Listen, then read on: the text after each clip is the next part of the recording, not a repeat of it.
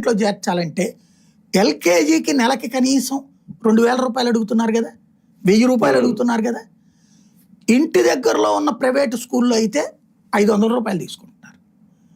ఇంటి పక్కన దగ్గరలో ఉండే ప్రైవేట్ స్కూల్లో 200 అంటే గ్రేట్, అమ్మయ్య మనకు మంచిదే. కానీ ఆ స్కూల్ మనకి నచ్చదు. ఎందుకంటే పక్కన ఉన్న అమ్మలక్కలు ఏంది అందులోనా చేర్చింది, మా అబ్బాయిని భాష్యంలో చేర్చాం, మా అమ్మాయిని చైతన్యాలో చేర్చాం. ఇది పెద్ద సమస్య మనకి. ఈ పెంట ఎక్కువ. వాళ్ళు మనల్ని చూసే చూపు మారిపోతుంది. ఇప్పుడు మన పక్కింటోళ్ళు వాళ్ళతో సమానంగా చూసే స్టేజ్ నుంచి మన బిడ్డల్ని చేర్చినటువంటి స్కూలు కట్టే ఫీజు ఆధారంగా మనల్ని 3rd గ్రేడ్కి తోసేస్తారు వీళ్ళు. ఇదొక అంటరాంతరం. దాన్ని బట్టి మన స్టేటస్ డిసైడ్ చేస్తారు. అప్పుడు వాళ్ళ ఇంట్లో మనల్ని సరిగ్గా మనతో స్నేహం చెయ్యాలా లేదని డిసైడ్ చేస్తారు. This is the life master. ఇది తెలియట్లా, వీళ్ళకి అర్థం కావట్లా. ఫీజు రియంబర్స్మెంట్ పుణ్యం అని అది వదిలేశారు.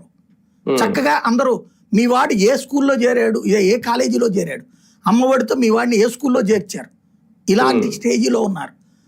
అలాంటి స్టేజీ నుంచి ఇప్పుడు డబ్బులు లేవు, మీ చావు మీరు చావండి అంటే నెలకి పోని 25,000 సంపాదించేవాళ్ళు అనుకుందాం. ఇవాళ రోజున ఏంటండి, ఇంటద్ద 5,000కి కాలవ గట్లన పాకల్లో తప్పించి 5,000కి తక్కువ అద్దెకి దొరకట్ల ఇల్లు.